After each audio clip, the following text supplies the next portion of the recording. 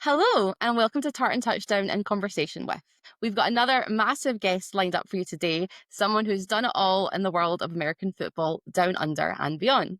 So before I introduce our guest, it takes two of us to host these episodes, and I have Gavin joining me in the co-host chair today.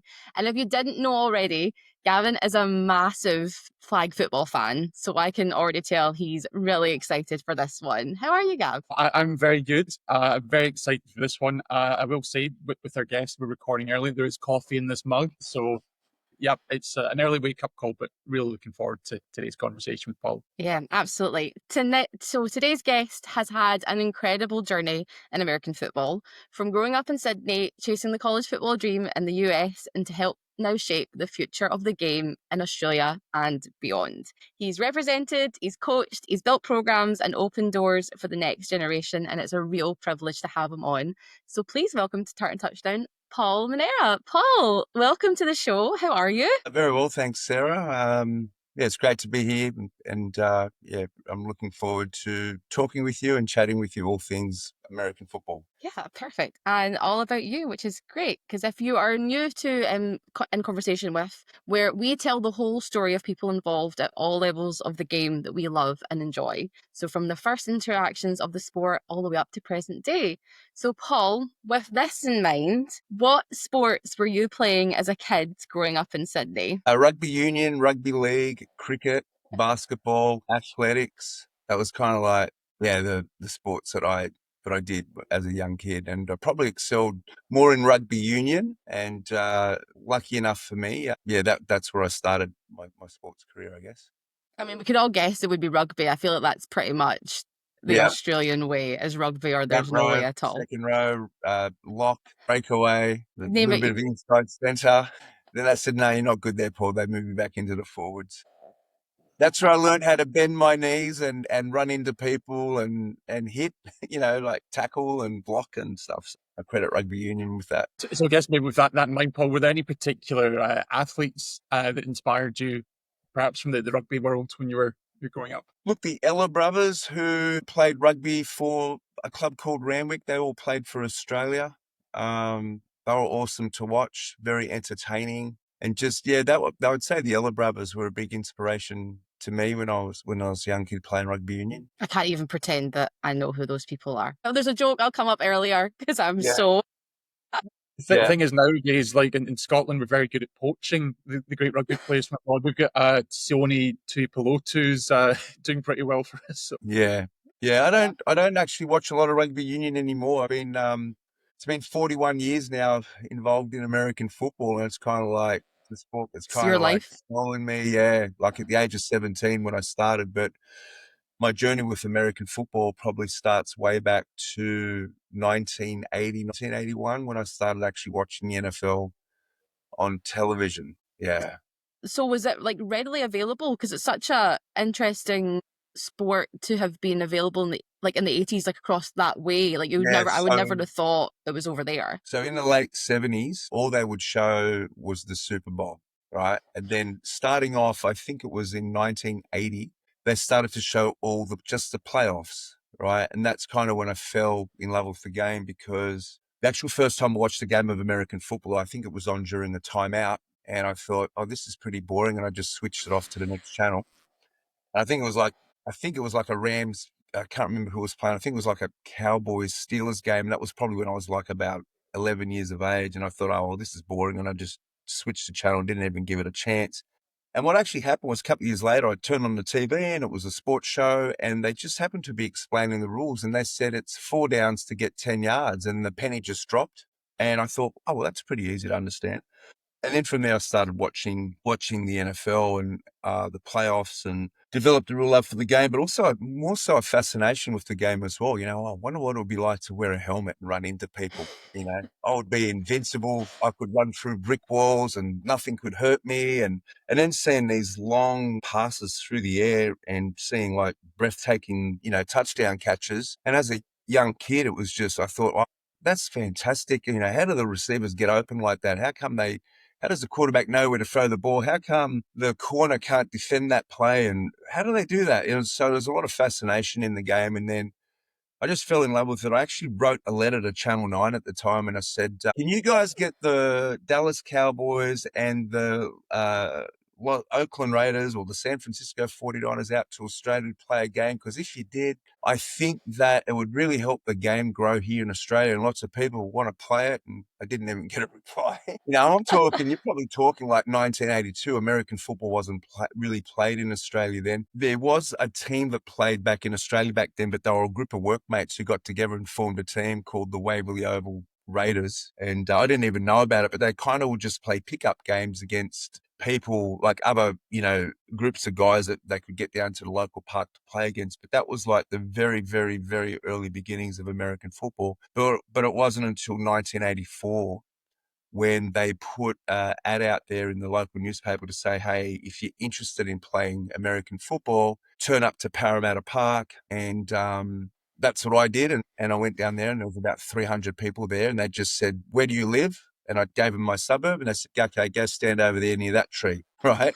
And basically they just put us in the 7 teams and we started playing. And I was 17. I had to play against the adults straight away in tackle football, but no equipment. And so we would attack old couches and lounges and stuff like that. And we look like a cross between the Michelin Man and something out of Mad Max 2. We'd have part of our parents' couches, sewed up, and we thought, yeah, we're going to get these massive shoulder pads, but they would just like cut up bits of lounges and couches. And some of the guys thought they'd be really trendy and buy kickboxing helmets and thought they were really cool running around with kickboxing helmets on. And very funny stuff. Like you'd block a field goal with your head and, be like half knocked out at the same time as everyone be like shaky. Great job. You've blocked the field goal. And we're like half, unconscious, getting dragged off the field. And yeah, we didn't know a lot about the game, but we had a lot of fun, and it's kind of where we began, and that was 1984. And, in Sydney, we were the first league to really get going back then, and I was 17, and later on that year, I took a tour overseas with a group of Australians, and we went over to America.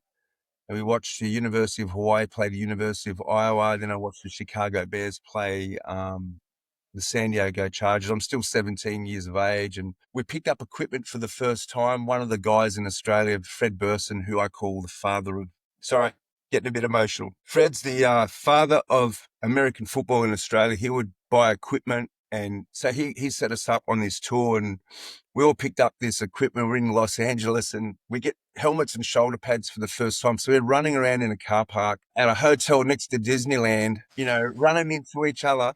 Like there's tourists everywhere watching us. We didn't care, but we had to do this because we wanted to see what it was like. We couldn't wait to get the practice against Fullerton Community College. We had to get out in the car park straight away and start running around. We called ourselves the Australian Kookaburras, and kind of that was our first taste of equipment. And then, then we went and had a practice against, Fullerton Community College, who I think were national champions the year before. We had a few practices with them just to learn about the game. And I remember I was playing tight end at the time at age 17. Now, if you can go back a few years, I was 12 and a half stone. So I was 17 years of age, 6'3", 12 and a half stone, which is basically 73 kilos. And they sent me over the middle as a tight end. I caught the ball, which was amazing. And then I just felt boom, boom, boom, boom, boom, boom, like 4 or 5 helmets hit me. And I just thought, I felt like the Terminator when they get shot with like 20 bullets and just, and I thought, okay, I lived, so, but that was our kind of beginning of tackle football. Then we came back in 1985, and those same 7 teams that were playing in 84 were all in full equipment in 1985. So that was when I was 18 years of age and grown a bit more, got up to about 90 kilos and thought I'm 200 pounds now, It's very funny too, because like with myself, when we went to watch Hawaii play Iowa, we went to watch them practice all week. And I thought, I had a dream in my heart and I said, this is awesome. If I can get to 100 kilos, maybe one day I'll be an outside linebacker. I could be like 6'3", 220 pounds. Play an outside linebacker for the University of Hawaii. How cool would that be? I came back to Australia all charged up after that trip to the USA, and I started lifting weights and eating food because I knew I had to put on weight. And believe it or not, after about 6 weeks, I just said to myself, oh, "Come on, Paul, you got no chance to go to college, And I talked myself out of it, and I quit, And I No. thought, yeah, because And the reason I'm sharing this is because a lot of kids have a lack of self-belief in themselves, and a lot of adults do too. And and before I knew it, I kept playing. Then the Fred Burson, he'd bring out people from the University of Hawaii to watch us play, and then we do clinics in Australia with these University of Hawaii coaches. One year I'm out there playing. I'm now 19 years of age. I weigh about 205 pounds. I'm playing tight end.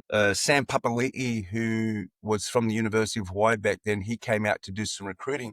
And then the coach, Fred Burson, he contacted me and he said, Sam was watching you play. He really likes the way you extend your hips, when you block people, when you run into people. And I thought, yeah, that's because I played in the second row in rugby union and I know how to pack a good rugby union scrum versus a rugby league scrum, for the people out there who know the difference. So I was good at extending my hips and I had very good flexibility in my knees and my ankles and, I could get low and drive through people.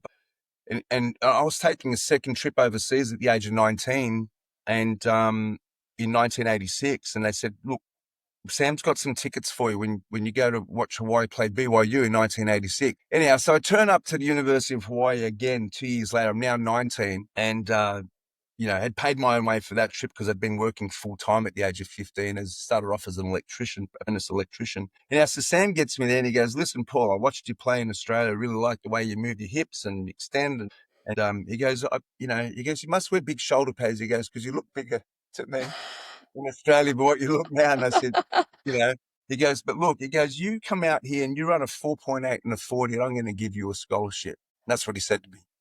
So I ran a 5.1 and he goes, oh, Paul, that's a little bit slow. And then I said to him, I go, coach, what do your defensive linemen run in the 40? He said, oh, if you can run a 4.9 in the 40, that's a good time for a defensive lineman. And I thought to myself, I can achieve that, right? I can get down to 4.9. So I come back to Australia. It's 1987 now. I'm 20 years of age. And I'm playing and I weigh about 215 pounds, about 97 kilos.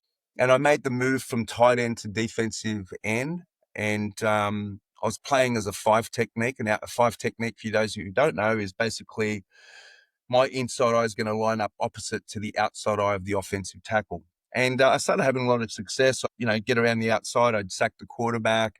I was good at staying low and stopping people from knocking me back off the ball. Invo wasn't very heavy, but then what happened was University of Hawaii brings out Paul Johnson, who later, he was the offensive coordinator, brought out Bob Wagner, who was the head coach, and I brought out Rich Ellison. Well, Paul Johnson, after his time at Hawaii, he then became the head coach at Georgia Tech. Paul and Rich was working with me that day as a defensive lineman. And after the clinic, we all went to the pub for the day, right? Well, the pub as you do in Australia. So I'm sitting there with a big schooner in my hand, age 20, and I'm talking to Rich Ellison. And I thought to myself, well, he hasn't offered me a scholarship yet. So I'm going to ask him if he thinks I'm good enough to play junior college football. And I said, oh, coach, do you think, I'm good enough to maybe play junior college football? And he goes, yeah, I think you are. He goes, you've got to get stronger, right? Because I was 97 kilos, 215 pounds. And then I said, oh, but junior colleges, they don't give scholarships, don't they? And Paul Johnson was sitting down having a beer and he just turned around and he goes, I know places in Mississippi that give scholarships. And he wasn't even coaching me that day, but he heard the conversation because he was coaching all the offensive players. And he said, I know a place in Mississippi. If you go there, it'll cost you $1,500 a semester. If you make the team, you'll get a scholarship and they'll pay for almost all of that. And he said, look, when I go back to the States, let me make a couple of calls for you. And then so, about 2 weeks later, I get a phone call from him. And back then, everything's like this. There was no mobile phone. There's no internet. There's nothing, right? And so he sends me a phone call and all this happened in 6 weeks. He said, listen, I've got a school in Mississippi. It's called Itawamba Community College. And I don't know if you know of Itawamba Community College, but if you've seen Last Chance University, in season 2, they get in a massive brawl at Eaton Stadium. Well, Mike Eaton was my head coach, right? And that's Itawamba Community College. So, but anyhow, we'll circle back. Anyhow, so I go over to Mississippi at age 20 and I'm 97 kilos, 215 pounds. And back then, Mississippi had an out-of-state rule where they would only take 16 players who are not from Mississippi, so 16 imports. Well, and what they're doing over there, they're taking the best 39 players they've got from Mississippi, and the other 16 they were taking from outside of Mississippi. Like Florida would send their what we used to call Proposition 48 players. So, for example, if you're at a Division I school but you weren't keeping up with your grades, they'd send these kids back down to junior college. Now, so I'm there practicing, and I was doing a good job. I was holding my own. I was going up against 300-pound offensive tackles, one-on-one, and they're trying to knock me back off the ball, and I'm staying low, and I'm giving them everything. Yeah.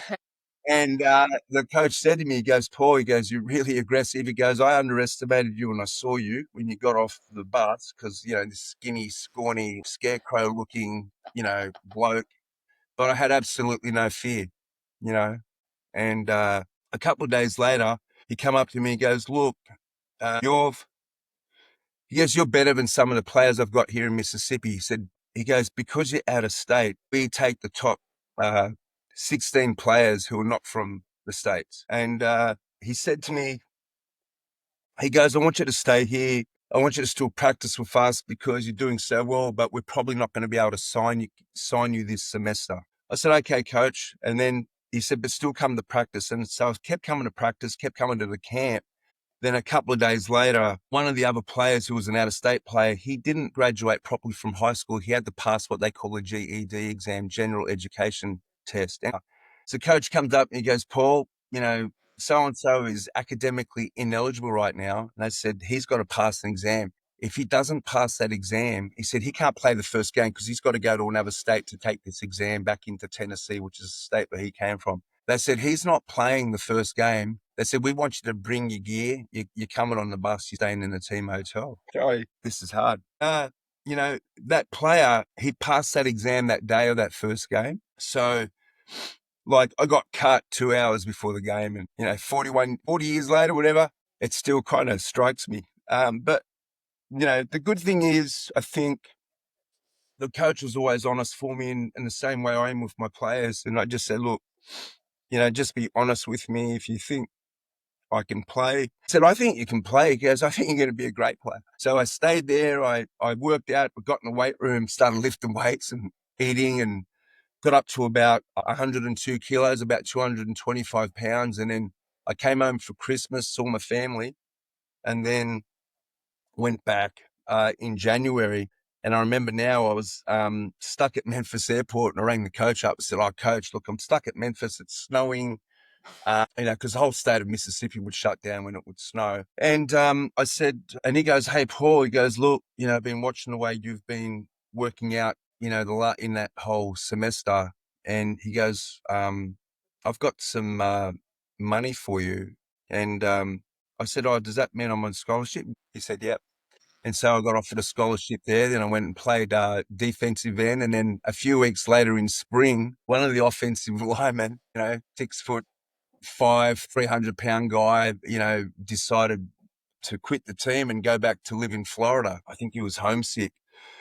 And the coach walked into me one day and he goes, Paul, I had a dream. And he goes, I had a dream last night that you could play offensive tackle, and he said, out of all my guys on defensive line, he goes, I think you're the guy who could play on the offensive line for us. And I was just looked at him. I said, how much do I have to eat now? No question. Because at that time I was, 225 pounds at, 6'3", 21 years of age. I wasn't huge. And, I was a bit down actually because I loved the aggression on D line. And then so what actually happened, I go to practice, I'm feeling a bit sorry for myself. I went out to block a linebacker and he just knocked me right on my ass. And then I got the shits. Then I got pissed off. I said, that's it. No one's ever doing me ever again. So when I started looking at linebackers and I started saying, you know what? You're a quarterback. I'm coming after you, right? And I go out there and just wallop them, and that was my attitude. That was my attitude then. So I developed the same attitude I had for sacking the quarterback. I said, linebacker, I'm coming after you. And that's what you have to have. If you want to play on the offensive line, and they say that, oh, this guy, he doesn't have the temperament to play in the O-line or D-line, we're going to put him on the O-line. When I hear that, I just disagree straight away. You can be smart and you can be aggressive. In fact, the smarter you are and the more you know what you're doing, the more aggressive you can be. You just got to make sure you have balance and footwork and change of direction and all that becomes with it. So that was kind of like my mindset. Anyhow, at the end of the year, I got an honorable mention all state for Mississippi junior college football. And then Paul Johnson rang me up, and I sent Paul Johnson my film, and he rang me up and he basically offered me a full scholarship to go to the University of Hawaii. And that was amazing. And, from that, then he rings me up about a week later. He goes, "Oh, Paul, I just found out that you never graduated from high school, that you only went to year 10. And I said, "Yeah, that's right. In Australia, we don't go to year 12 unless we're going to go to university and become a doctor or a lawyer." This is in the 80s, right, when no one finished high school, and then because I had done my apprenticeship as an electrician, that's how I was able to get into the junior college. And he said, "You've got two choices." He said, "Look, you can come straight to the University of Hawaii now and transfer your grades back to Mississippi so that you can graduate, or you can stay in Mississippi for an extra semester and graduate from there, then with your Associate of Arts degree, then come down to University of Hawaii." And I said, "No, I'm coming to the, to the University of Hawaii." Get me out the I'm not snow. going. I want to go live in Hawaii. Yeah, exactly. So I'm very grateful for Mississippi for the opportunity to get my foot in the door. When I went to the University of Hawaii for my first semester there, which is January 1989, I had to pay my own way still because they legally weren't allowed to put me on scholarship because I hadn't graduated with my Associate of Arts degree. So I did that in the spring. So I'd go to all the practices. I'd help the coaches film the offensive line drills that we were doing. I got a copy of the playbook in the spring. I was able to sit in on all the positional meetings, learn the offense, and then I get my scholarship at the end of that semester, which is probably May of 89. I stay there. I do summer school for 6 weeks. I go home for 6 weeks. I come back, and then 2 weeks of tour days, 28 practices in a row. And it is hard work, really hard on your body, on your mind, just grueling, and yeah, very, very hard. Like we had 140 players on our roster, 22 get to start. And so you understand what competition's really like. My junior year, University of Hawaii, we had 23 offensive linemen, 5 offensive linemen get to start. Right? And if you go out there and you have a bad day in practice, all of a sudden you drop down to number 2 on the list, your second string. And so we went through that. And then when I went to Hawaii, I had 3 years to play 3 years of football. I go out there, I'm on the starting kickoff return team. We're playing against the University of Tulane, and there's 46,000 people at Aloha Stadium. And I'm on the front wedge, and my job was to run back 20 yards and turn around at the 30-yard line and then come back up the field and just, wallop whoever crazy guy was trying to hurt my guy. So anyhow, I do that. I run down the field. Coming back, here comes some crazy person, dives through the wedge about 5 yards in the air, hits our ball carrier right in the side of the head here, buckles his face mask, blackens his eye. And I'm like, how can you get a black eye? You got a helmet on.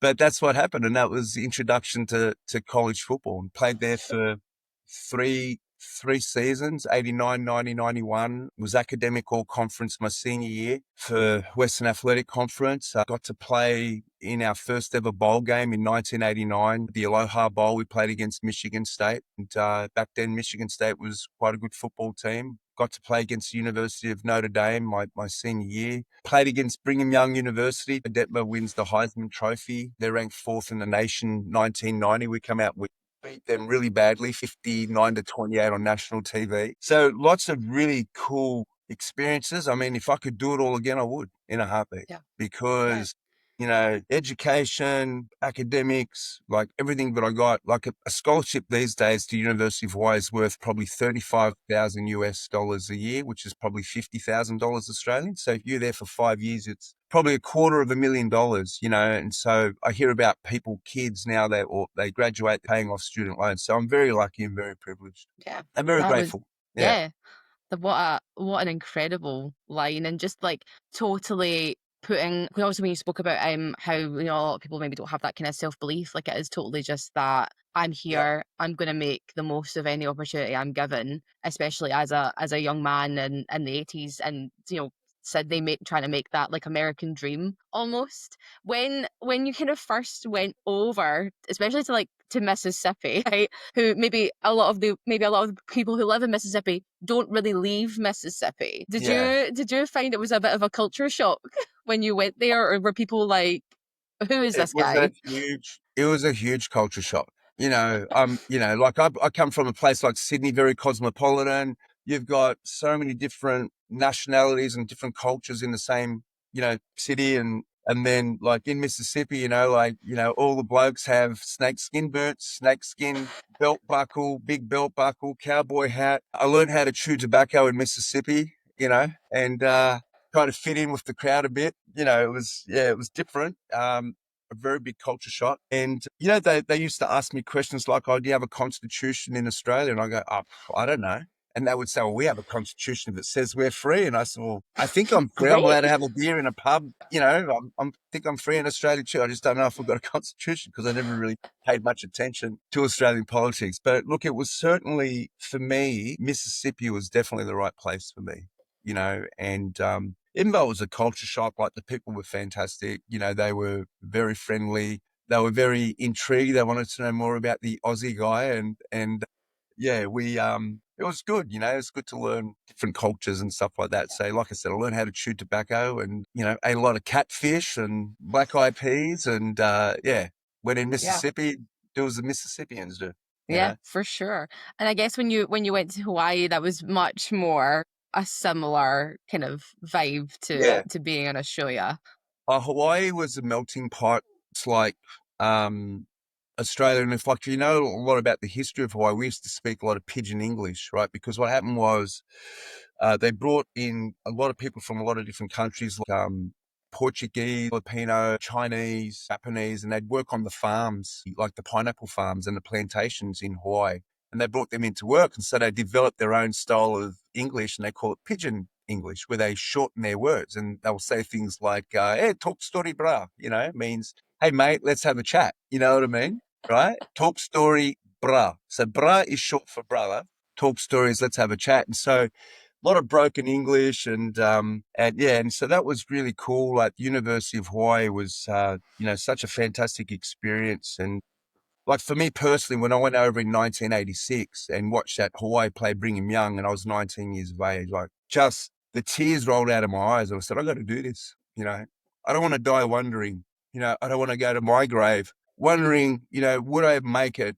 Would I not? I had to find out for myself. I didn't want anyone else to tell me what I can and can't do. I control me. I want to find out for myself. So, for me, being that kid who was 17 and said, oh, if I can get to 100 kilos and play outside linebacker, well, I got up to 115, 118 kilos. And I did it all naturally, never took any drugs, just worked my ass off, did weights. And, like size-wise, for me, natural size-wise is probably a tight end, maybe, 240 pounds. Well, I got up to about 258, 260 pounds, and I've just thought to myself, wow, I remember when I was saying to myself, I hope I can get to 100 kilos. So like you succumb your own expectations, and so like for me, that's really important because a lot of people just give up on themselves and they quit as soon as it gets going hard. And I think, you know what, that's when you got to put a big smile on your face and you got to say, right, it's time to really get after it, you know? So I think be it's comfortable being uncomfortable. No,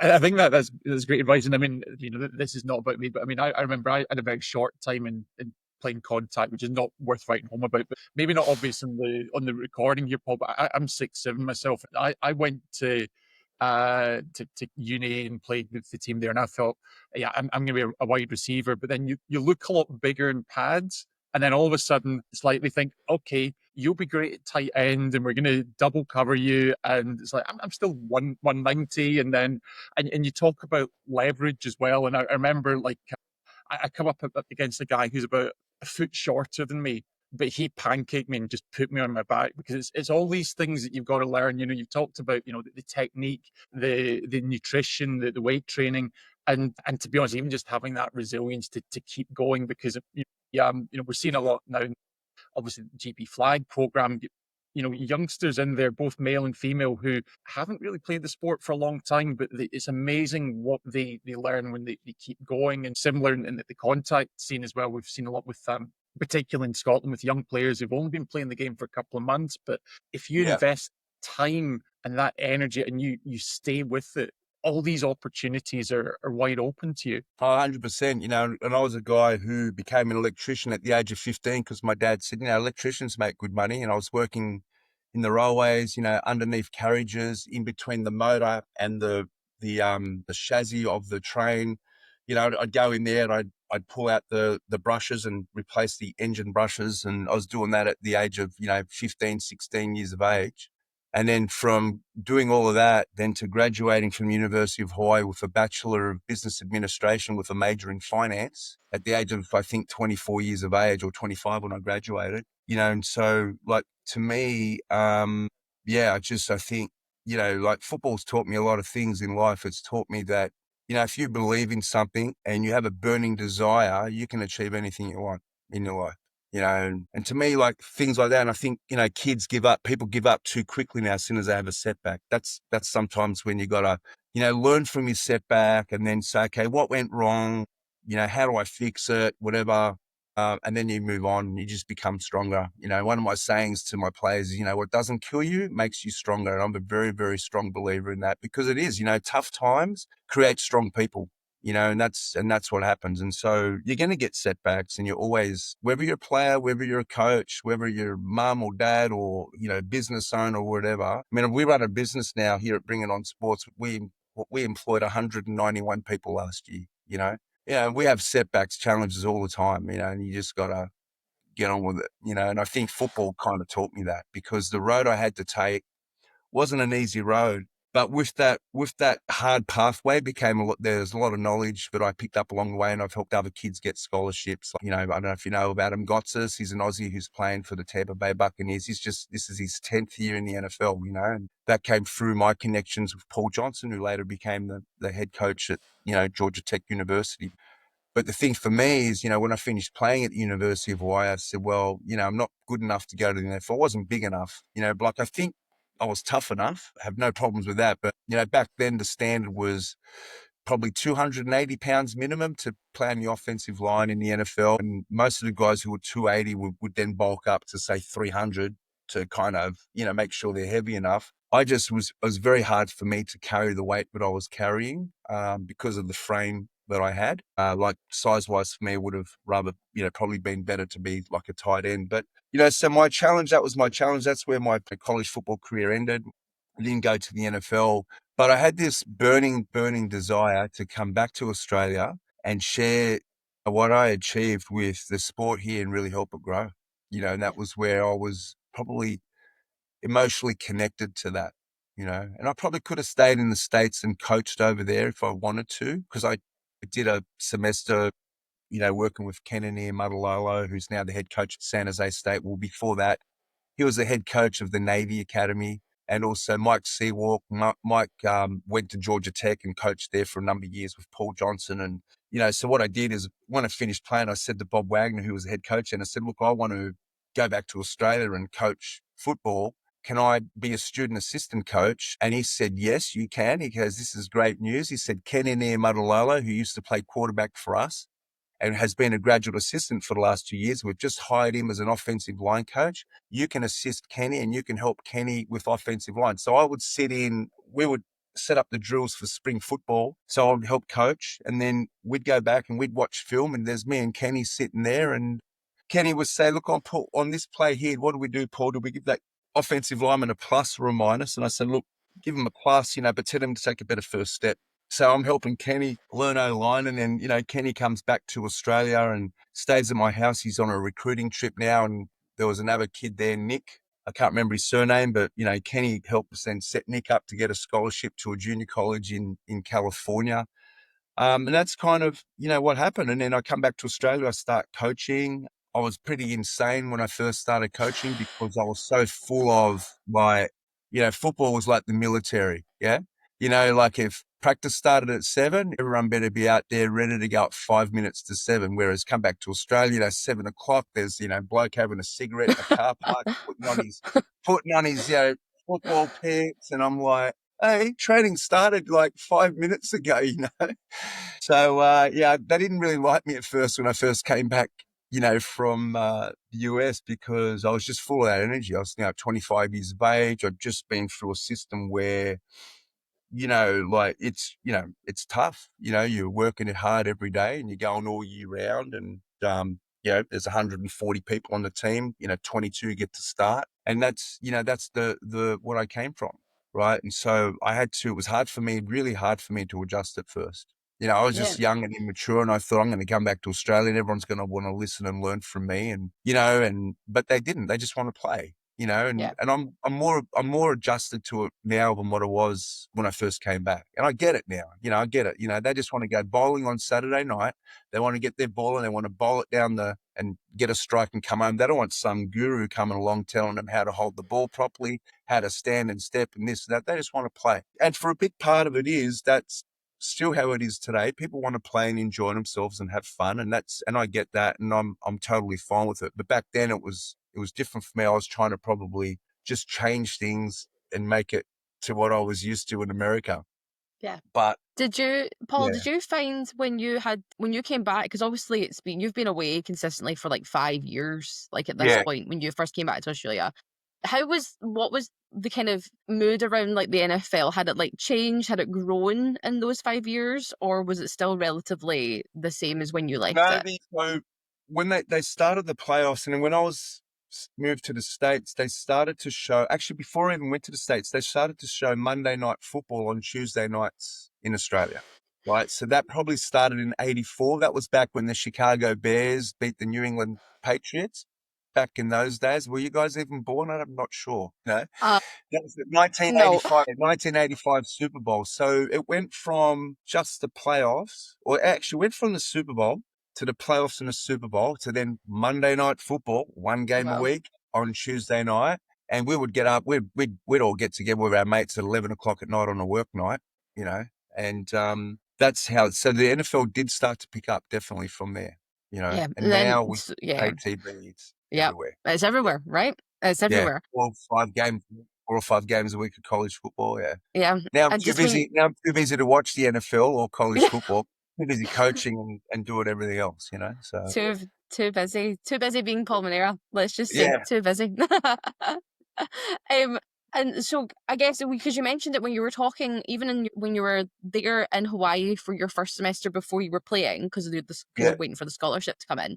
Do you think sitting there being involved but not playing? Do you think that was maybe the first kind of pinpoints of your coaching career, maybe starting to form the idea of it? I yeah, I had a fascination with the game, especially when I went to America, right? Because we learned things a certain way in Australia. Like, okay, we're gonna have the three back go for the two hole. We're gonna call that run play 32, right? So what happened was when I went to the States, my mind got opened up, and so like if you look at say human needs, there's the physical, the mental, the spiritual, and the social. Well, my mental need was just being stimulated, right? By what I was learning. I even took a class in junior college called like Football 101, and our head coach ran the class, which was great. And he was drawing up, coverages and stuff like that. And I thought, this is fantastic. So I developed my um, wanting to learn about the game at that age. And then, yeah, I'd say from that too, I think also too out of fear, fear of not wanting to fail. And, I've got to be good at what I'm doing. I'm not the biggest guy out there. You know what I mean? So I've got to make sure that I execute very well at a high level, but also I understand my assignments and I understand like for example, like when we would fly to the mainland, we would do our exam on the plane of the game of the team we're playing against, right? And I'm not lying to you. I did 144 diagrams, right, as my offensive line test, like every game. So we'd have one play drawn up against 8 different defenses, and you'd have the circles are already there for the offensive line. And I had to draw, like if we're running spread 12, which is triple option right, I had to draw what I had to do as the right offensive tackle and the left offensive tackle, right? Uh, Every play. And I'm doing it on the plane, and I'm sitting next to a person on the plane who's not on the football team, and he's looking at me, write all the questions out and answer all because we had verbal, like we had questions that we had to answer as well, like sentences, and then we had all the diagrams. And so with that, like I started to like recognize patterns of play, and I started to recognize defensive fronts, and I started to create thinking of, okay, if we're going to, block this person and that person's there, we've got a combo block here to then get over there. So basically for me, it became like Boolean logic in Excel spreadsheets, like those if then else formulas, right? If condition A is true, execute condition A. If that's not true, then you execute condition B. How does that sound for you, right? So if you ever get to coach offensive line, you can talk I about can Excel spreadsheets. I can But give them you start to learn a thought process in doing stuff, because when you're out there, 50,000, 60,000, 70,000 people, the only time you're going to get noticed is if you miss your block, so fear drives you to go, you know what, and and that's where, your pride comes in as well as a player, right? And yeah, I hear people talk sometimes, in the modern day, how nice everyone is and how well-meaning everyone is, and they go, oh, that coach, he's a really good coach. People want to play hard for that coach. I never cared whether I liked my coach or not. What I cared about was making sure the guy across from me was not going to beat me. That's what it came down to for me, yeah, right? I didn't have to play hard for the coach. No, you're not going to beat me, mate. That was it. That was my attitude. And that's, to me, I hear that, but today I hear the modern day, how they talk about that. And no, no, no, no, no. For me, it's not about that. For me, it's about, I'm here to compete, right? I'm going to do the best I can. Sometimes I'm going to lose. I used to have to block Ma'a Tanavasa at practice at the University of Hawaii. Like Ma'a, he runs the Polynesian Hall of Fame now. He was 10 years, playing defensive lineman for the Denver Broncos, I'm 255 pounds. He's 275, 280 pounds. He could bench press 470 pounds. I could only bench press 350 pounds. Sometimes I look like a Volkswagen wrapped around the telegraph pole when I was trying to block those people.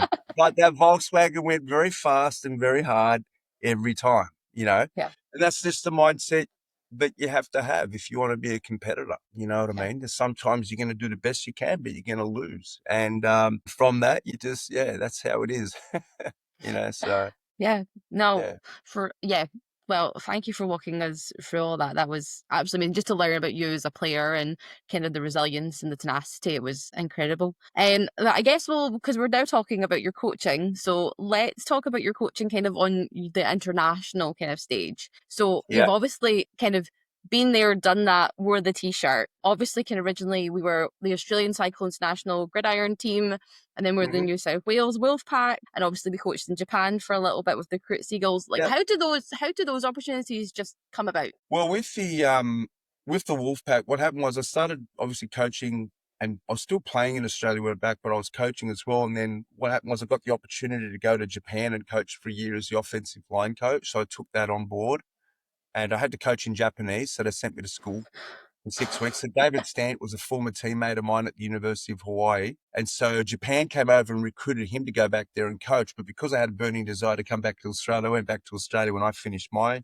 playing career. So then Dave called me up. I got the opportunity to coach. And that was through David and Kenny near Matalolo, because, Kenny recommended me to David. So I went over there and coached for a year, and then came back and then started coaching I'm just trying to think now of the order. So that was 1999. But I came back in 2000, and then I started coaching the New South Wales state team, which is the Wolfpack, where I did 4 campaigns with them as a head coach, won 3 national championships. I became the Australian coach as well, and I coached the Australian men's national team in 2001. 2003, I couldn't do it. Then I coached them in 2005 and 2007 as the head coach. In 2001, we beat New Zealand 5. We beat New Zealand, and I was the head coach of the Australian men's team. We went to the World Games in Dusseldorf in Germany. We played against the German national team. And then we played against France. So did that, came back, the national team again. We lost our qualification game to Korea in 2007. And it was about that time when I was also the president of the Australian Gridiron Coaches Association. So I'd fly around the country. There was a 406-page textbook that Football Canada had on level 1 American football, or Canadian football, sorry, where it had every position, plus it had offensive systems, defensive systems, special team systems. So I used to teach all of that. every position: quarterback, offensive line, running backs, receivers, defensive line, linebackers, defensive backs, then offensive systems, defensive systems, special team systems. That would be 8 a.m. in the morning to 6 p.m. at night on a Saturday, and then 8 a.m. in the morning to 5 p.m. at night on a Sunday. And so did that as well as coaching. And so the opportunities, I guess, probably came my way because I was doing all the work, I would say, you know. Doing it all. Yeah. And so, coached at the international level then. And then, from that, coached national team. And then in 2007, I started bringing on sports with my wife. And so I stepped down as being the president of the Australian Gridiron Coaches Association because I just knew this one was going to be a lot of work, So, and that was another interesting story how bringing on sports actually started. It was a bit of a fluke, really, but that's kind of international coaching. That's kind of where that started, and still stayed involved at the international level. Like I was the offensive coordinator in 2015 for Australia. We went to the World Cup in Canton, Ohio. We beat Korea and we beat Brazil. We lost to France. And that was probably the last tackle football international coaching gig that I've done. And also before that too, what else came up was the 2011, 2012. And this is where I met Jack Reed. Was obviously I met him before then. I was on the IFAF technical committee, and then we would go to the convention every year, the AFCA convention, and meet as a technical committee to talk about stuff, football related and coaching related. And then that's where I started to meet Jack then. And then 2011, 2012, I was the offensive coordinator in 2011. And I was the offensive line coach as well. And then 2012, I was the offensive line coach for the World Under-19s youth team. We played against the USA national team. And that was a pretty awesome experience. The first year I was the OC, we lost 21-14 in Austin, Texas. And, cool to play. We scored a touchdown. I thought, okay, that's cool. It was like the Predator, we draw blood. We can beat this team. We scored against them. They're not invincible. They were pretty close to invincible, but they had a lot of blue chip college football players. And then a year later, we beat them 36-29, I think, something like that. But that was an awesome thing. And that's where I got to know Jack. So I've done that. In the meantime, I was still coaching club football in Australia for the Bondi Raiders, who are now the UNSW Raiders. And then, so that's kind of all happened. And then, then I decided to start bringing on sports with my lovely wife, Melissa. And that's another story on its own. So, Yeah. yeah. But that's how Is those that opportunities came up, yeah. came up? Is that kind of where, so when you kind of do bring it on sports, is that when flag kind of comes into the mix, or Yeah. does flag come in before that? No, that's when flag comes into the mix for us. So, Alyssa, my wife, she owned a dance school, and she sold the dance school because she wanted to work days. She didn't want to work nights anymore. And then, so I then, because of my sales background, because when I came back to Australia, I'd worked a lot of sales jobs, and I said, look, if you give me a bit of product knowledge, I'm quite happy to ring a bunch of preschools for you. Because she would not do that. That's beneath her. She would not call schools. Whereas she feels like I don't want to call schools, but I'm like, yeah, I don't mind calling schools. I'm one of these people, if I believe in what I'm doing, I don't mind talking about it. So I rang up all these preschools, and all of a sudden I picked her up 13 preschools to teach dancing to. And she looked at me one day and she said, why don't you teach flag football in schools, Paul? And I just looked at her and I said, I piss off. I just, I said, piss off. I said, who's going to pay for Flag? flag football? He goes, they pay for dancing. And I thought, okay, I'll give it a go. So I started ringing high schools, and I picked up 7 high schools to start teaching flag football in, starting 2008. And that's kind of where we started. Like, she was teaching dancing in preschools. I was teaching flag football in high schools. And then all of a sudden, schools started asking me to teach other sports. They said, oh, Paul, can you teach cricket? Okay, yeah, I can teach cricket. And then all of a sudden, more schools started booking. I thought, well, I can't be in 2 places at once. I've got to find other coaches. And I worked as an employment consultant for a company called Adecco Senecom as a, employment recruitment person. And so I had that background already. So then we started employing more casual coaches. Like on a weekly average, we now probably average about 80 coaches a week. We see around 4,000 kids a week in Australia, right? Okay. And about 20% of that is flag football. Wow. Yeah. Yeah. And so we've started to run competitions and gala days now where we see kids on a weekly basis and then we'll run a competition. So we ran a flag football gala day on the 8th of September. We had 46 teams at that gala day and they were all school teams. And none of these kids play on the weekend. They just were like, yep, I'm taking a day off school and I'm going to the Yeah. gala day. And the school teacher brings the kids to the games, right? They had a fantastic time. So we've had another 2 more gala days booked. We had one in Newcastle, which is about 2 hours north of Sydney. We had 22 teams for that one. And we've got one in Wollongong on the 27th of September, which we've got about another 22 teams for that. And I'm doing another gala day in December, which is the Catholic Schools of Sydney, doing a big gala day with them on the 1st of December. And so everything that we're doing is heading in the right direction.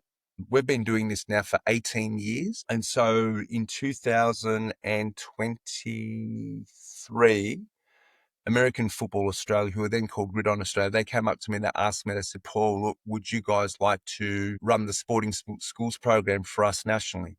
Right. And I said, yeah, no problem. But we had to do all the work. We had to build the curriculum. I built like a 8-week curriculum and it's coaching kids, right? And it fits into the education syllabus of Australia. It's coaching kids from age 5 to age 7. Then I've got another curriculum to teach the kids from grade 3 to grade 6, and then a third curriculum for the kids in grade 7 and grade 8.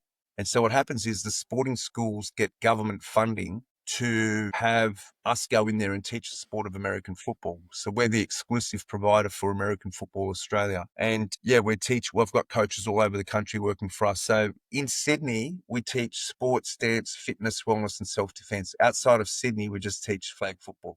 Yeah. Right. So we designed that program and we've been doing that now for just over a year. And yeah, we're seeing lots of kids and we're growing the sport. You know, there's Yeah. no doubt about it. What we're doing is growing the sport. And and that's testament like of our gala day, but we just had 46 teams at one gala day. So that's hands down the biggest event in the Southern Hemisphere for flag football. We had probably like 46 teams. They can have a minimum of 7 players per team and a maximum of 10. So let's say the average was 8. Well, what's 46 times 8? It's probably, 350 athletes there. And we had under 15s girls division and an under 18s girls division. We had an under 15s boys division, under 18 boys division. And they had a fantastic time. We had 12 flag football fields going at the same time. So, I'm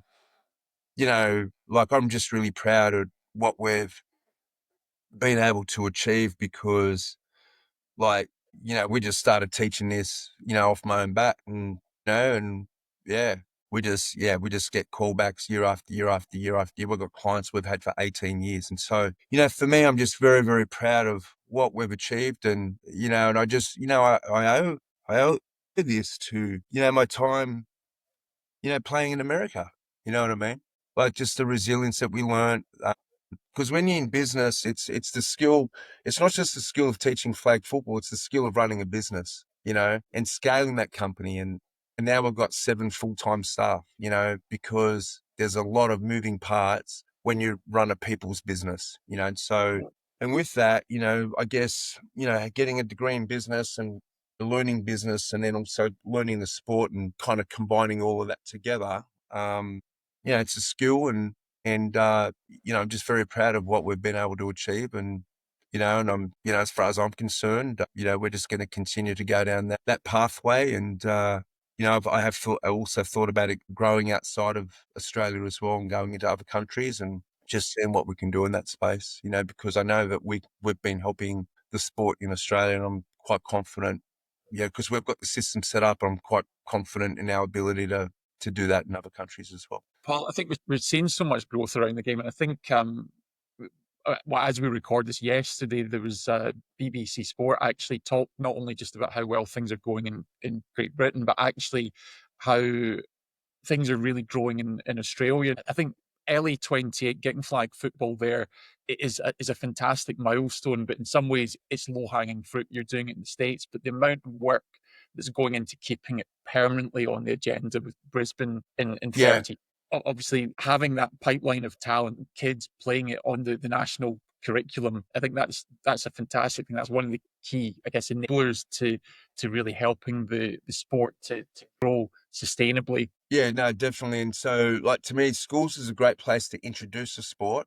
We're going to the next level there where we have the 1 day competitions called Gala Days. And now what we've done now is we've started a league in Australia. We've got 110 kids in Sydney, and this is the southeast part of Sydney. It's called Shy Flag Football. If you check out our Facebook page or our Instagram page, we've got 110 kids. So we've got a league for under 10s and a league for under 12s and a league for under 14s and under 16s.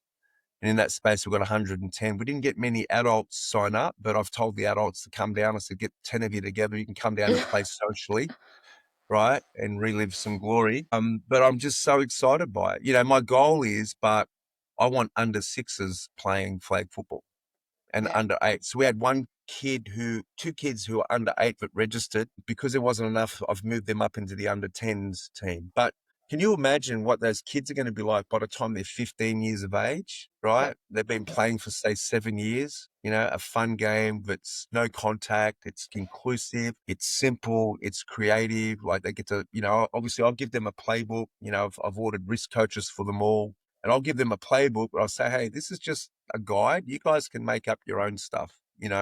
But like to me, that's where it's at. Like I've got a team of girls. They're in the under 12s. They're going to play against the boys in that competition. And like to me, this is just awesome. Like this is what it's about.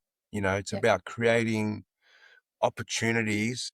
And I guess, for me, just having good people in my life, like, Fred Burson and people like that, like my parents who supported me.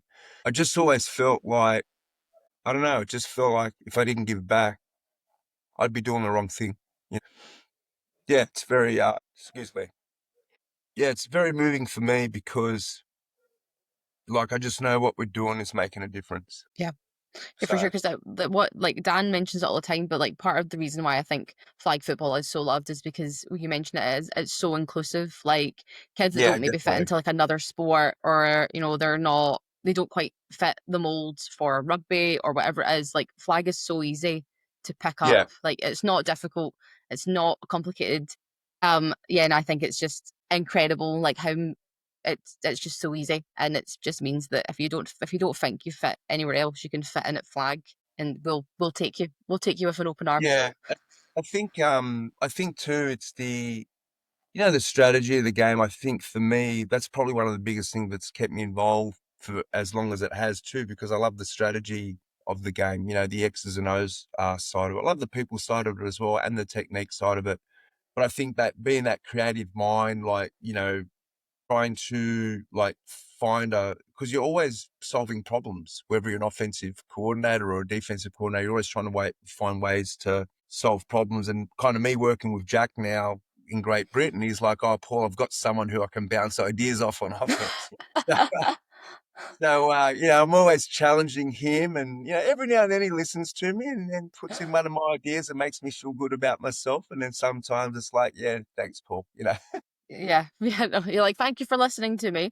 Yeah, thanks, Because I Jack. guess, yeah, I guess for anybody who doesn't know, Paul is the offensive assistant coach and scouting lead for Great Britain women's national flag football team, and obviously we've had a very exciting couple of months with them. As you know, they were fifth in the World Games in Yeah. 2025. So what was that experience like on like that huge global stage for them? Yeah, look, it was really good. I think the girls, they did a fantastic job. And I think, like, if you look at the World Games and then look at the European Games, European Championships, I think the World Games helped them to win the European Championships because, what we say, right? What doesn't kill you makes you stronger.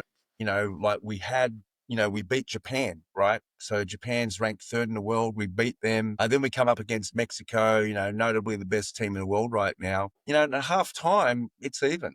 I think we're 1 point down, so we played a good first half against Mexico. And what we needed to do is to keep working on like resilience, keep working on focus, keep working on closing the gap. And then second half, we struggled a bit against Mexico, and then we didn't have our best performance against Austria in Germany. Like we started off kind of a bit slow. We missed a few passes, missed a few catches, dropped a couple of interceptions. We ended up losing that game 40-28, right? But that's the moments where you win right there. That's the penny drop moments. Okay, what didn't we do well? Why didn't we do well? And then we go up against China, right? And China, then we, struggle against Italy, beat them, I think in overtime, I think it was, or just before overtime, I can't remember. And then we come up against China. China beats Japan, and then we go out there and we kick, China pretty well. And we played pretty well against them. Well, what did we learn from that? How come we struggled against Austria, kind of, had a hard game against Italy, then all of a sudden we come out and beat China, who beats Japan, right? And so I think we learn about preparation, we learn about focus, we learn about because it's tough in those games. You got to get through 7, 8 games. The players start to get tired. The coaches, eyeballs are starting to hang out of our heads, you know what I mean? Because we're tired watching film and whatnot. And kind of like, there's that, what we call the law of diminishing returns. Yeah. There's no point trying to teach people when they're not in a good learning environment, and what I mean, I don't mean the learning environment from the coaches to the players. I mean, like if they're really tired and they're fatigued and there's stuff like that, is it better off just saying, hey, listen, get a good night's rest. We can catch up with you in the morning. Like one night in Euros, I came home and my eyes are hanging out of my head. And I said to Jack, I said, mate, I'm falling asleep at the computer. I'm going to go to sleep. I'll get up in the morning and I'll watch the film of Yeah. that team. And that's what we did. And Paul, I think that's something that you really screamed out to me all the way through this. You talked about resilience in tough times, Yeah. and I guess the World Games, a fifth place finish to someone looking at that from the outside thinks, okay, that's fifth out of 8. It's okay. And of course, I think everyone would probably want to do better, but this was arguably the 8 teams in the world, of which GB is a part of that. And I think the other thing to factor in there is that I think just under half the squad there are actually making their debut at that level of competition. You've got Hannah Elliott, you've got Josh Abed, you've got Laura Carter, Abby, and of course the quarterback, Jess Allen, who's only been playing the sport for 2 years, playing at that level of competition to start their careers. It's a tough ask, but what better preparation so they can go into a Euros campaign? Yeah, definitely. Like I think the way the girls have handled it's been outstanding. And they talk about resilience and they talk about being intentional, when we do things. And this is the culture that they've set together themselves, players, coaches combined, everyone being aligned. And, obviously, like fear plays a big part in sport, right? And if you fear like the wrong way, all of a sudden you can't play the same way. If you go into a game worried about making a mistake, you're going to freeze. And if you're playing on defense, you can't play frozen. You have to move when you play defense. Defense is a game of reaction and anticipation. Offense is a game of, okay, we're going to run this play and we might adjust it if the defense does stuff. But especially on defense, you got to really know what you're doing because the game of flag football really favors offense, right? And so sometimes when you're not flowing, right, when you're not in a flow state, you can't react the same way. You're going to react late and things are going to happen a bit late. So part of that is, part of that nervousness and, not feeling confident. These things play a big part psychologically in players. And so like our job as coaches is to put our players in the best position to win, psychologically, right, is a big part of it, but also strategically. We want to make sure that we're asking them to do things that helps them to, contribute to the victory. Right. And so, so that's a big part of it. And so I felt like against Austria in that game, it's obviously the nervousness kicks in and we probably were a little bit like mentally not as sharp, and the reason I'm bringing this up is because like when you have anxiety, right? Or when you have, sometimes if you're not calm inside your brain, what happens is then you don't think as well on your feet. You know what I mean? That kind of, what's the word I'm looking for? That kind of like, if you're not calm, sometimes it helps you don't process things the same way. And so Yeah. you have to be aggressive, right? And you have to be calm, right? So I call it assassin mentality. Yeah. Right. You got to be able to take the shot, when you have to take the shot. So for example, but if you're too hesitant, like as a quarterback, right? if you're going to wait for that receiver to come open, you might get sacked. Whereas if you know the receiver's going to get open by the time they get to that point, I'm going to throw that receiver open. That's that assassin mentality, because you've got the anticipation, you've got the calmness, you can diagnose, you can process, and you can make the play happen. You know what I mean? But if you're too frazzled in your mind, you're not going to see things the same way. It affects your thinking. It affects your ability to process. Yeah. I think you're absolutely right. I mean, we think about specifically the Euros final. You had, I think, Emily Kemp catching a touchdown in double. Like she had Yeah. Marta catching the ball on her head, which I think we actually commentators actually called it a touchdown, just set us up for that crucial overtime touchdown. But like you say, it's having the confidence as a quarterback to know that you have the teammates around you that will make those plays in those critical Yeah. moments. And I think that's the key. Like, so when you're calm, and when I mean calm mentally, that you can still process stuff, that helps you perform in the big moments. And sometimes players, they get caught up in the game. We're playing France. They just beat Italy 42-6, right? They've got the crowd behind them. They're the favorites, like they just, and so you can get caught up into that, or you can just focus on your job, right? And that's, to me, and that's the beautiful thing about playing sport, is that, what you learn on the field, you can actually take that into your day life as well. There's a lot of stuff going wrong, especially in this day and age. There is so much noise, right? There's so much social media. There's so many distractions. Like when we were young, we had a couple of rules. When the lights come on, make sure you come home for dinner. Our parents were like, yeah, good, out of the house. I don't have to see you for a few hours. Now it's hard to get the kids out of the house because they've got all these distractions on social media. And so there's a lot of noise out there. And the key, and I heard a speech once with Bill Gates and Warren Buffett, and they said, what's your most important word in the world? And they said, focus. And I strongly believe in that.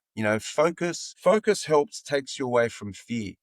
Focusing on your job and your task, and you lock out all the noise, nothing else matters. And I feel like that's how you get in that state of flow, when you play sport at a high level, and yeah, and I just feel like that's what our girls, and what I love about our girls is they're doing that, but they're having fun along the way. And I think the fun that they have, it keeps them calm. It distracts them from anxiety and all those other negative factors that can come in there. So that's why I feel like the World Games is good for us, because we had some good moments in the World Games, and we had some moments where we probably didn't play as good as we could. And then it's kind of like analyzing the reason why. And then, we played China that final game. We come out there and we're feeling really good. And I could feel it before the game. You could just have that feeling. Yep, the girls feel good.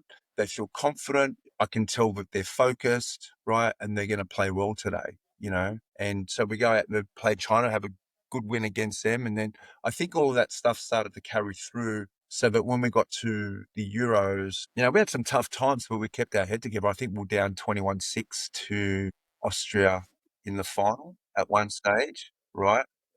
And so, yeah, being able to, I think, stay calm and focus on our job and stuff like that, I think keeps everyone grounded, and yeah, good result happened, So very happy with the girls. I'm very proud of them, actually. Yeah. So very proud to be part of it. Very grateful, to Jack and them for allowing me to be part of that, because it was really special. Yeah, and I think that's genuinely what you're saying, because I know, Sarah jokes about, how I'm particularly passionate about flying. I think actually one of our greatest successes is how we've converted Sarah into a flag fan, because I was watching the World Games on an airplane coming back from Salt Lake City. That's how much I was involved There you go. in these girls. Yeah.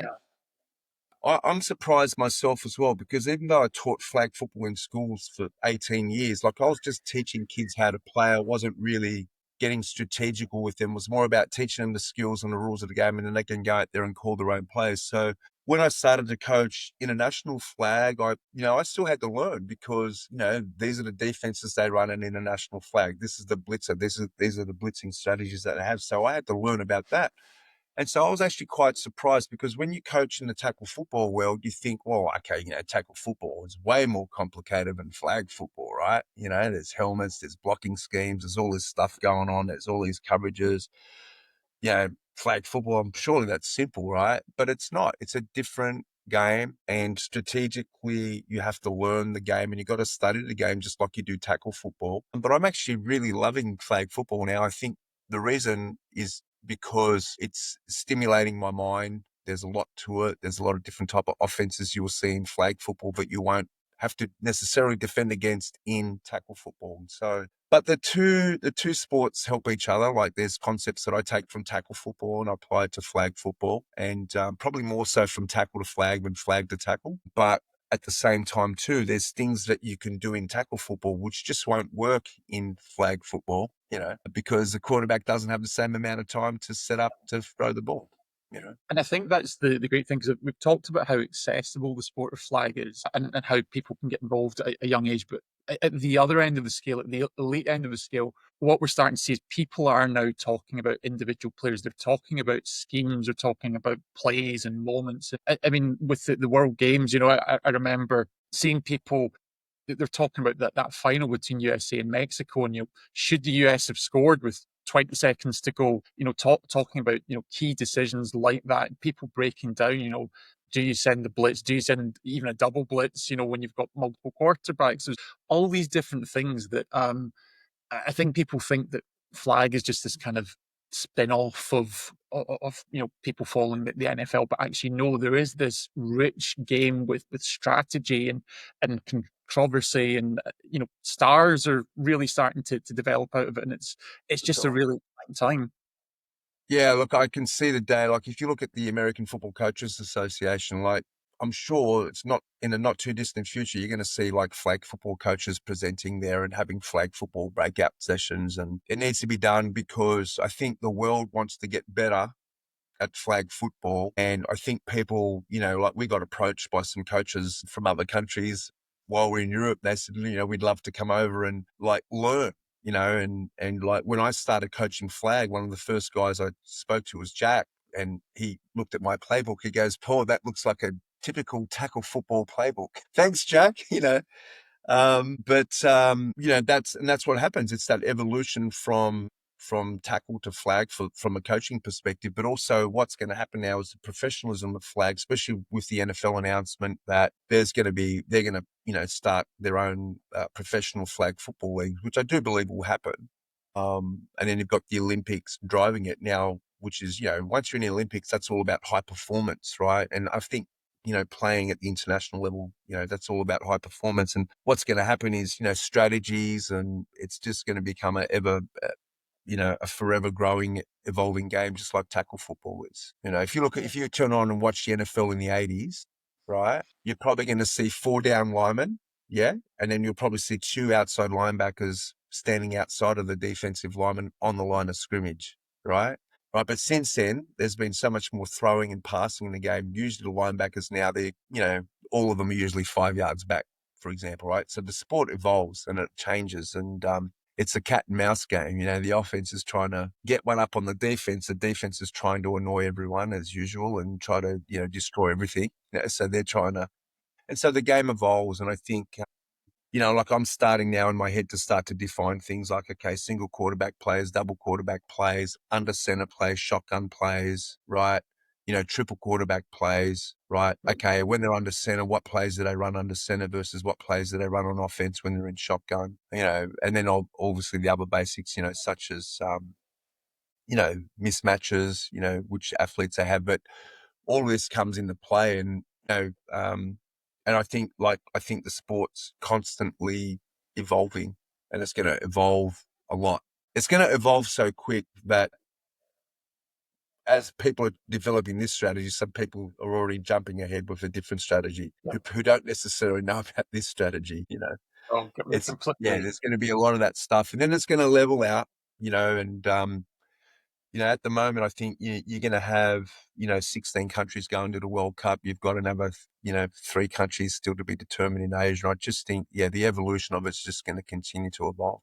And I think you've maybe made a perfect link for us, because it's been a really exciting and busy couple of months for you with the World Games and the European Championships. But as you said, next up, we have the Asia Oceania Championships, which is a part of the world that you're very familiar with. And as you said, Yeah. obviously, there's 3 spots going for the World Championships. So I guess we probably don't have the time to do an in-depth preview of that tournament, but what are you kind of expecting to see in China? Well, obviously, you've got your A pool and your B pool in China, and then you got your O pool for Oceania. We don't know a lot about American Samoa. What I've been told about American Samoa is that they're allowed to have people on their team that have USA passports, right? So, to me, there will be a good chance that team will have experienced flag football players on their team. New Zealand came third at the last Asia Oceania Championships. They got put into a tough group in Finland last year, so they didn't play out of their group. They didn't get to the top 16. From my understanding, they're doing good things in New Zealand. They've been playing flag football internationally longer than what Australia have. I've been told that they're getting athletes in from other sports as well who have come in to their pool of players, and I've been told that their team's looking pretty good. With the Australian team, they've gone through a lot of change with their players, and so they've gotten athletes in from other sports. And so I guess time will tell when they have the championship in Oceania, but my understanding is that they'll play each other twice. And then from that, the top team in Oceania will play the top team in Asia. That's for the gold and silver medal. Both of those teams will qualify for the World Cup as well. And then the second place team in Asia will play the second place team in Oceania. And the winner of that game will also go through to the World Cup as the wildcard entry. And it's going to be really interesting to see how that goes, because we've talked about a few of the teams there, but of course you have Japan, who at the Worlds had such an innovative playbook, both in the men's and the women's side. Then we've seen China, who were a mystery going into the World Games and actually came out all guns blazing. They got a victory over Japan. So it'll be interesting to see how their women kick on. And of course, what their men's team looks like as well, playing at home. Only 3 spots going for the World Championships. I think there's going to be some real fierce competition. There will be. There's going to be, and it's going to be great because, like, those countries that we played against in Asia in 23, a lot of those countries have been, trying to get better and improve. So, like, everyone loves to, I guess, judge your nation based on how they perform at the World Cup or international playing. So, a lot of times, people don't see what's going on in the background. They just look at the end result. The end result is, this team finished number 1 in Asia, and so, but there's a lot of stuff going on in the background which a lot of people wouldn't know about. And so, like with China, for example, been told that Pat Ali, who was the former head coach of the USA men's team in Finland, he's now the head coach of China. I've also been told, I don't know if it's 100% true or not, that the Japanese coaches, they've got a couple of the Japanese coaches coaching with them. So they're obviously they're taking it very seriously. I think the Chinese team's actually in Dallas at the moment for about a month there in preparation to come over to, Oceania. And so this is the effect that the Olympic Games is having on the sport, right? And it's going to continue to happen. It's going to continue to evolve. Like, countries, it's going to, like, I can't remember what year it was. I think it was the 2000 Olympics in Australia. They said that every gold medal that Australia won cost the government $20 million per gold medal, right? And we're sitting here, we're going, what, our sport? You know what I mean? Yeah. But it's going to happen to our sport, and that's that's what's going to happen. People, once you attach the 5 rings to your sport, it changes everything. And that's, at the moment, it's still only a demonstration sport, for Los Angeles. And then obviously you've got Brisbane 32 they're going to be watching. And I think that, this is the evolution of the sport of flag football. And then, you've got the NFL who are probably going to have a professional league. So the whole thing's going to just evolve, and the sport will look quite different probably 3 years from now than it is now, and so, yeah. Yeah, it's a very exciting time to be a fan of pretty much anything to do with American football. Yeah. But I guess to bring us kind of round to a close, Paul, this has been an absolutely incredible episode. So thank you again for joining us. But I have 2 hard questions for you, and I do apologise because they will be difficult questions. I'd like to know, in your entire career from being a player to now, what you're most proudest of, and then if you could give any kid watching or listening to this advice about how to make it in even anything, not even just in football, in soccer, in rugby, whatever, what advice would you give them? Okay. I think for me, yeah, I think obviously I'm very proud to have received a scholarship to the University of Hawaii. I think that's something that, has really helped set me up for the rest of my life. And the lessons that I learned from doing that. And also, that's obviously as a player, but as a coach, obviously coaching in the world under 19s team when we beat the USA was a pretty special moment. And obviously the national championships that I've won, as a coach in Australia, I've won 3 for tackle and I've won 1 for flag this year with my under 17s boys team. So they're probably the things that really, stick out, for me, coaching wise. And I think, as a player, like as a coach for any young kid out there is, just back yourself, don't ever quit. Like you might make a mistake, you might lose a game, that to me is just a learning opportunity, and don't take it to heart. To me, you only fail when you quit on yourself. Yeah. And a lot of times we see, kids quit on themselves. And like when I go to schools, I say to the girls and to the boys for a joke, I'll say, hey, look, don't worry if you can't do it. I'm not going to put it on YouTube, so you're all safe here. You know what I mean? Like if they're too scared to learn how to throw the ball and stuff like that because they're always worried about what other people think of them, you know? And I would say, don't worry about what other people think about you. Like focus on, yeah, you're going to trip over. Some people might laugh at you. Some people might doubt you because they doubt themselves. Right. And that's happened to me as well. Like people who doubted themselves, they didn't think I'd even play junior college. And then they're hugging me when they found out I got a scholarship to the University of Hawaii. And so, be strong within yourself, back yourself, believe in yourself and, just be prepared. But if you want to do something in life, you got to be willing to pay the price, which is called sacrifice. Yeah. You got to be willing to do that. And that's a big part of it, and so don't doubt yourself. Don't worry about what other people think. As long as you know in your heart and in your mind that you're a good person and you're trying to do things, whatever, you've got to back yourself. Yeah. Yeah. I think that's great advice. Even just not even for sport, but just in general. You just got to show up for Yeah. yourself and continue to show up for yourself even when it gets difficult. Yeah. But yeah, Paul, it's been fantastic having you on our podcast. Thank you so much for sharing all of your journey with us. It's been a great morning for us and hopefully a great evening for you. Sorry for getting a little bit emotional back there, but it's hard, like No, things just, yeah, yeah, of Really, course. It to just my shows players, yeah. yeah, Sorry. it just shows the passion and the drive, and yeah, that's exactly what we're here to talk about and share with everybody. But Gav, thanks so much for joining me in the chair as well this morning. absolutely. It's been an amazing story. Really, Paul, appreciate your candor. And, all these years after writing the letter, next year you do get your NFL game in Australia. So there's that too. Yeah, I that'll know. be great. Yeah, I'm really looking great. forward to that. And my gut feeling is they're going to have like 105, 110,000 people at that game. And I think it's going to be fantastic, for the sport to kind of come full circle, to where you're watching a game once a year, the Super Bowl till now, but the NFL's coming out here to play. And I think it'll be a special moment and great for the fans as well. Yeah, and we're hoping that Paul's ticket is in the post for that game. All from Yeah, all I'll be those at that years ago. game. I bet you will. Yes, I bet you will. For sure. So to everyone watching or listening, make sure to follow us on Instagram and our TikTok for all the latest content. You can find all our previous episodes on YouTube and on all major podcast platforms. So hit that subscribe button and stay connected. And until next time, we will see you soon.